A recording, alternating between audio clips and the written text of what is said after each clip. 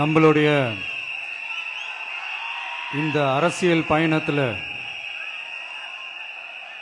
மிக மிக மிக முக்கியமான ஒரு காலகட்டத்தில் நாம் இருக்கிறோம். நான் ஏன் இதை இவ்வளோ அழுத்தமாக சொல்கிறேன் அப்படின்னா,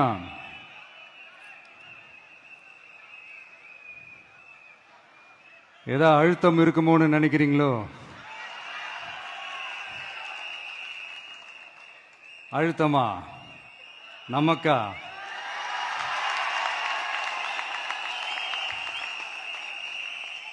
இந்த அழுத்தத்துக்கெல்லாம் அடங்கி போற ஆளா இந்த ஆளு? இந்த மூஞ்சா பார்த்தா அப்படியா தெரியுது உங்களுக்கு?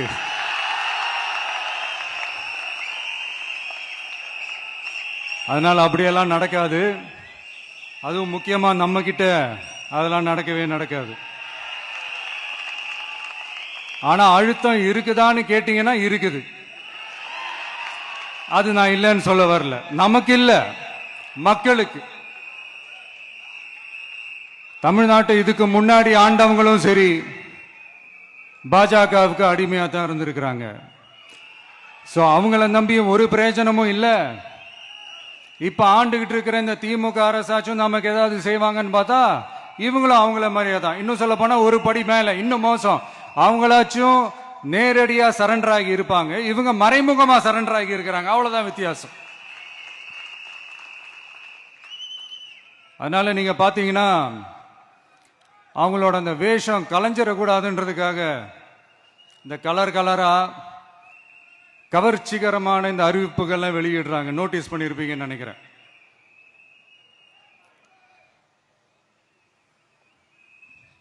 அதனால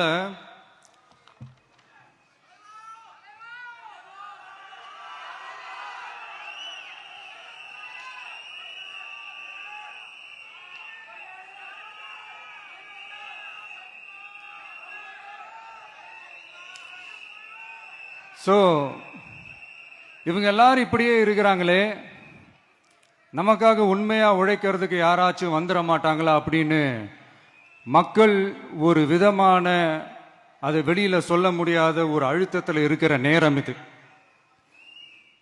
மாத்தி மாத்தி ஓட்டு போட்டு ஏமாந்து அவங்க இப்ப நம்மள நம்புறாங்க. நம்மளுடைய இந்த தமிழக வெற்றி கழகத்தை இந்த விஜய் கூட நிப்பான்னு நம்புறாங்க.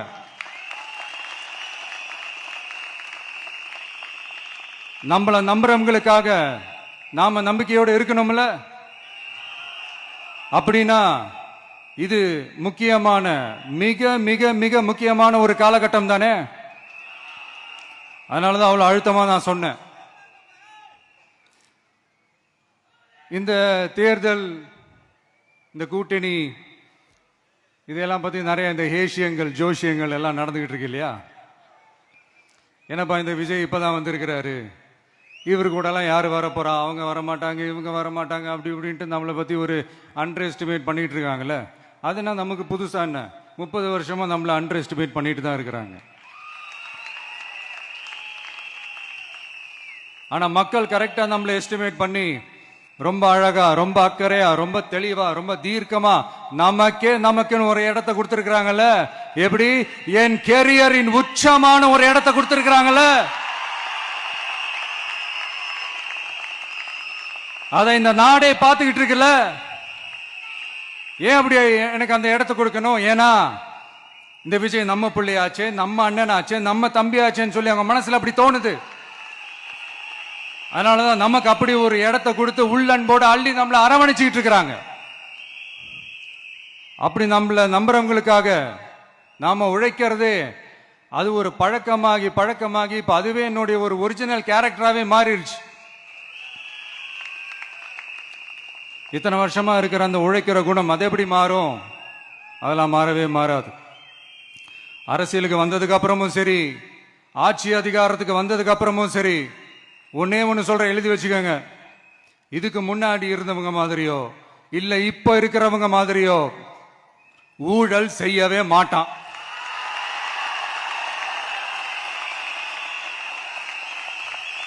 ஒரு பைசா தொட மாட்டான். எனக்கு அது அவசியமே இல்லை. புரியுதுங்களா உங்களுக்கு? எனக்கு அதை தொட வேண்டிய அவசியமே இல்லை.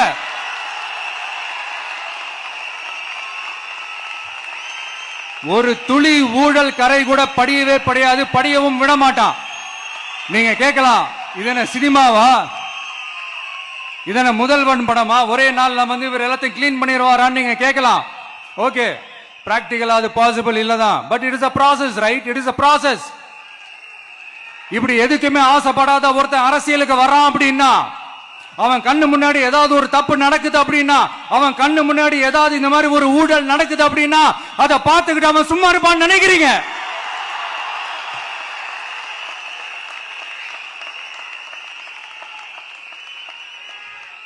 அதனால இந்த தீய சக்தியா இருக்கட்டும், இந்த ஊழல் சக்தியா இருக்கட்டும், ரெண்டு பேரும் தமிழ்நாட்டை ஆண்டவை கூடாது. அப்படிப்பட்ட இந்த கட்சிகளை உண்மையா தில்லா எதிர்க்கிற அந்த கட்ஸும் கெத்தும் நம்ம கிட்ட மட்டும்தான் இருக்கு.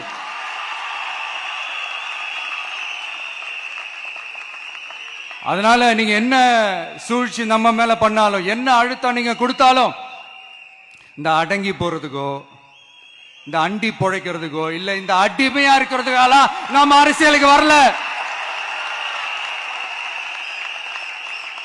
என் மண்ணுக்கும் மக்களுக்கும் யார் என்ன தீங்கு செஞ்சாலும் அதை எதிர்த்து அவங்க கிட்ட இருந்து நம்ம மக்களை பாதுகாக்கிறதுக்காக தான் நம்ம அரசியலுக்கே வந்திருக்கிறோம்.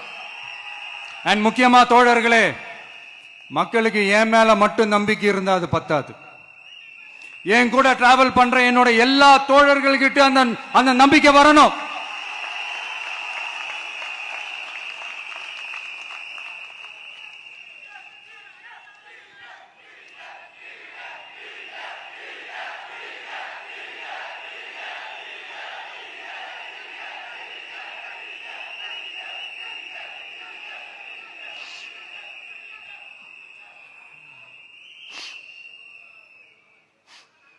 அந்த நம்பிக்கை இல்லைன்னு நான் சொல்ல வரல, இருக்குது.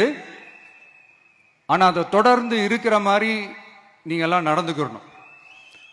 தப்பு பண்ண யாரா இருந்தாலும் தப்பிக்கவே முடியாதுன்ற அந்த ஒரு பயம் இருக்கணும்.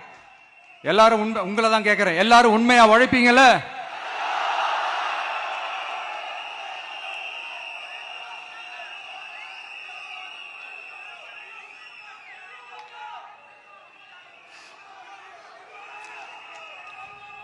யாருக்காகவும் எதுக்காகவும் நம்மளோட அரசியல்ல காம்ப்ரமைஸ் பண்ணிக்கவே கூடாது. செய்வீங்கல்ல?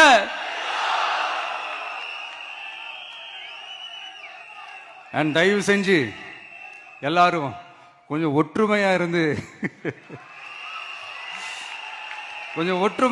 சேர்ந்து உழைச்சி ஜெயிப்பீங்கல்ல? சரி, நமக்காக நம்ம மக்கள் கண்டிப்பா ஓட்டு போட்டு ஜெயிக்க வைப்பாங்க, அதுல எந்த மாற்று கருத்துமே கிடையாது. அப்படி ஜெயிக்கிறதுக்காக நாம் என்ன செய்ய போறோம்? மக்களிடம்னு செல்னு அறிஞர் அண்ணா அவர்கள் சொன்னதை ரொம்ப டீப்பா சின்சியரா அடாப்ட் பண்றதோட மட்டும் இல்லாம நம்மளோட அரசியல்ல அதை செயல்படுத்தணும். அதுதான் முக்கியம். ஏன்னா இப்ப அரசியல் இருக்கிறவங்க அண்ணாவை மறந்துட்டாங்க. அண்ணா ஆரம்பிச்ச கட்சியும் அண்ணாவை மறந்து சுயநலமா மாதிரி பல வருஷம் ஆச்சு. அண்ணா பேர்ல இருக்கிற கட்சியும் அவரை மறந்து பல வருஷம் ஆச்சு. ஆனா நாம அவரை மறந்துடக்கூடாது. மக்கள் கிட்ட போகணும், மக்களோட மக்களாவே இருக்கணும், மக்களுக்காகவே இருக்கணும். அதுக்காக நாம என்ன செய்ய போறோம், என்னெல்லாம் செய்ய போறோம், அதுக்காக தான் இந்த மீட்டிங். ஆரம்பிக்கலாமா? இந்த ரெண்டு கட்சிகள், ஆண்டு கட்சியா இருக்கட்டும், இப்ப ஆள்ற கட்சியா இருக்கட்டும், அவங்கள பொறுத்த வரைக்கும் பூத்துனா என்ன தெரியும்ல? அவங்கள பொறுத்த வரைக்கும் பூத்துனா கள்ள ஓட்டு போடுற இடம். ஆனா நமக்கு, நம்ம டிவிகேக்கு அது ஒரு ஜனநாயக கூடம். அங்க ஜனநாயகம் திருடுறாம நம்ம பாத்துக்கணும். ஒவ்வொரு ஓட்டையும் நம்ம பாதுகாக்கணும். எப்படி பாதுகாக்கிறது? ஒவ்வொரு வீட்டில் இருக்கிற ஒவ்வொரு ஓட்டும் நமக்கு தானே ஃபர்ஸ்ட் கன்ஃபார்ம் பண்ணுங்க. எனக்கு தெரிஞ்சு தமிழ்நாட்டில் ஒரு 2.25 கோடி ரேஷன் கார்டுகள் இருக்கும்னு நினைக்கிறேன்.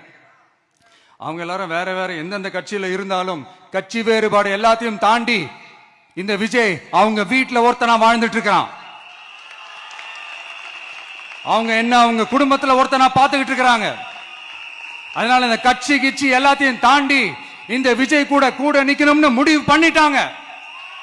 அதனால அப்படி முடிவு பண்ண அவங்கள பாதுகாப்பா பூத்துக்கு கூட்டிட்டு வாங்க. நம்மளோட இந்த விசில் சின்னத்துக்கு ஓட்டு போட வைங்க.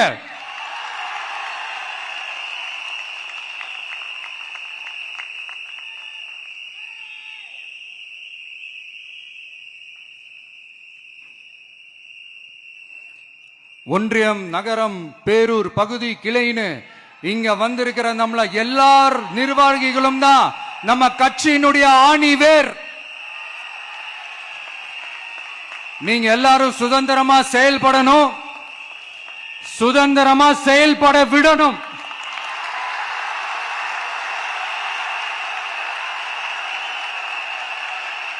நீங்க ஒவ்வொருத்தரும் எனக்கு முக்கியம்.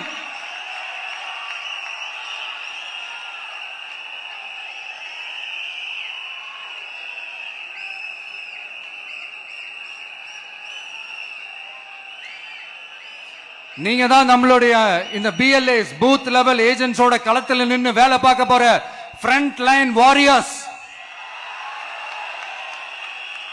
இப்ப நடக்க போறது வெறும் எலெக்ஷன் கிடையாது, இது ஒரு ஜனநாயக போர். இந்த டெமோக்ராட்டிக் பேட்டில லீட் பண்ண போற கமாண்டர்ஸ் நீங்க தான்.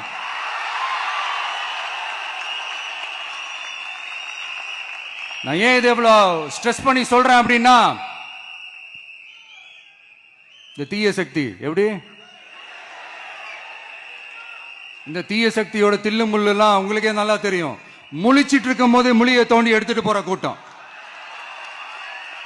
அதனால கொஞ்சம் ஜாக்கிரதையா இருக்கணும். நம்ம எலெக்ஷனுக்கு இன்னும் 3 மாசம் தான் இருக்குது, அவ்வளவு கூட இல்லைன்னு நினைக்கிறேன். இந்த 3 மாசத்துல நீங்க செய்ய போற அந்த களப்பணியில தான் நம்மளுடைய வெற்றியே இருக்குது. உங்களுக்கு இந்த விஜய் பிடிக்கும்ன்றது உண்மைனா, சத்தியம்னா, உங்களோட உழைப்புல அதை காட்டுங்க.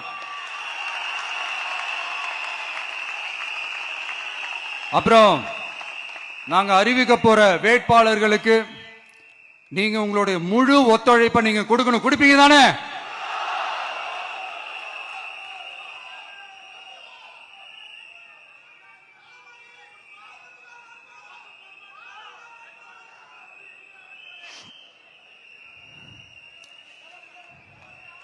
உங்க எல்லாரையும் ஒரு எனர்ஜைஸ் பண்ற மாதிரி உண்மையா நடந்த ஒரு கதை ஒண்ணு சொல்றேன்.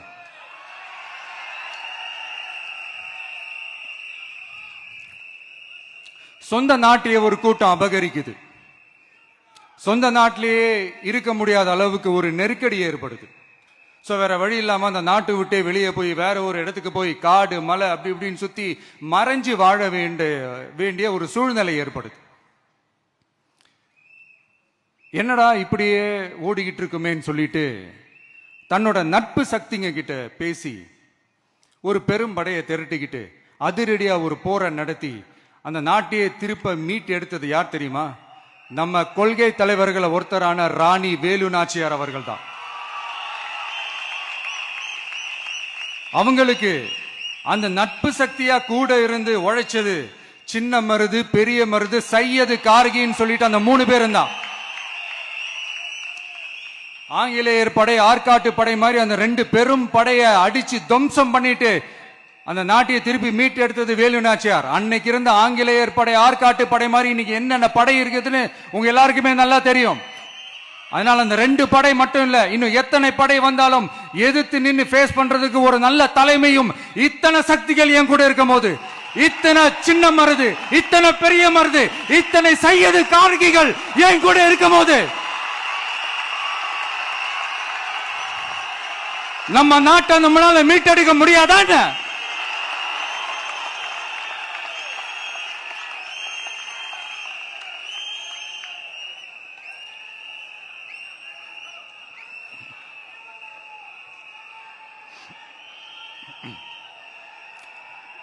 அதுவும் இந்த படை, நம்மளுடைய இந்த டிவிகே படை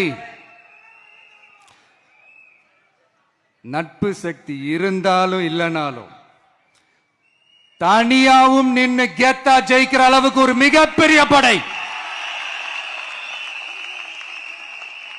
அதுலயும் ரொம்ப முக்கியமா இன்னைக்கு இந்த கூட்டத்துக்கு வரலனாலும் நான் அந்த போர்ல நடந்த அந்த கதை மாதிரி கட்ஸான குயில்கள் நிறைந்த பெண்கள் படையும் நம்மளோட இருக்கிறாங்க. அந்த பெண்கள் படையை பார்த்துதான் அரசியல் அரங்கமே அதிர்ந்து போயிருக்குது. அதனால எல்லாரும் ஒரு நிமிஷம் எனக்காக எந்திரிச்சு நில்லுங்களேன் ப்ளீஸ். நான் சொல்றதை கொஞ்சம் ரிப்பீட் பண்ணுங்க. இந்த 2026 சட்டமன்ற தேர்தல்ல நாம எல்லாரும் உண்மையாக உழைப்போம், சத்தியமாக உழைப்போம், உறுதியாக உழைப்போம், ஒற்றுமையாக உழைப்போம். தேங்க்யூ. Please sit down.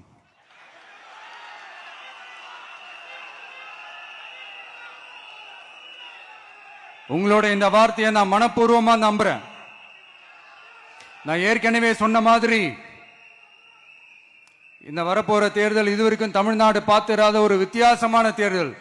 நம்மளுடைய படை வரிசையும் அப்படிதான், ஒரு பவர் பேக்ட் ஃபோர்ஸ். இவ்வளவு நாள் இதை நாம மட்டும்தான் சொல்லிக்கிட்டு இருந்தோம். இப்ப கொஞ்சம் கொஞ்சமா அதை வெளியில சொல்ல ஆரம்பிக்கிறாங்க. என்னடா இந்த விஜய் கூட இருக்கிற ஃபோர்ஸை பார்த்தா சாதாரண ஃபோர்ஸ் மாதிரி தெரியல, மிலிட்டரியோட பெரிய ஃபோர்ஸா இருக்குது, வரப்போற எலெக்ஷனை கணிக்கவே முடியல, அப்படி இப்படின்னு சில குரல்கள்லாம் கேட்க ஆரம்பிக்குது. கணிக்கவே முடியலன்னு அவங்க வேணா சொல்லலாம், ஆனா மக்கள் ஆல்ரெடி கணிச்சு முடிச்சுட்டாங்க. அவங்க மனசை நல்லா புரிஞ்சு வச்சிருக்கிற நமக்கு அது நல்லாவே தெரியும். அதனால இந்த எலெக்ஷன் ரிசல்ட்டுக்கு அப்புறம் இந்த தீய சக்தி கிட்ட இருந்தோம், இந்த ஊழல்வாத அடிமை சக்தி கிட்ட இருந்தோம், தமிழ்நாட்டை மீட்டுட்டோம்னு உறுதியா அறிவிப்போம். அதுல என்ன மாற்று கருத்து கிடையாது. அதனால என் நெஞ்சில் குடியிருக்கும் தோழர்களே, தோழிகளே, உங்களோட நான் இருக்கேன், நம்மளோட நம்ம மக்கள் இருக்கிறாங்க. இதுக்கு மேல என்ன வேணும்? கான்பிடண்டா இருங்க, நல்லதே நடக்கும், வெற்றி நிச்சயம். மீண்டும் சந்திக்கும் வரை நன்றி, வணக்கம். தமிழக வெற்றி கழகத்தின் வெற்றி தலைவர், தர்மத்தாயின் தவ புதல்வன், தலைவரின் பொற்கரங்களால் please sir, please sir.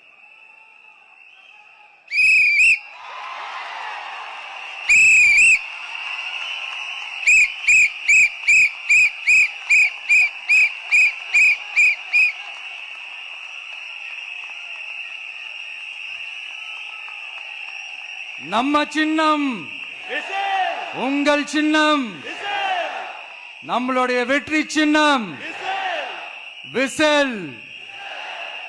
Cup முக்கியம் பகிலே.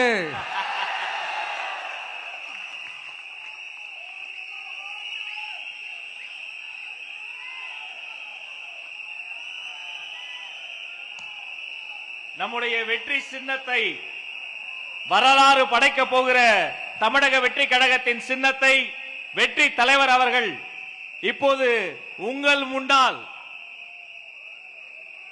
இதோ அறிமுகம் செய்கிறார்.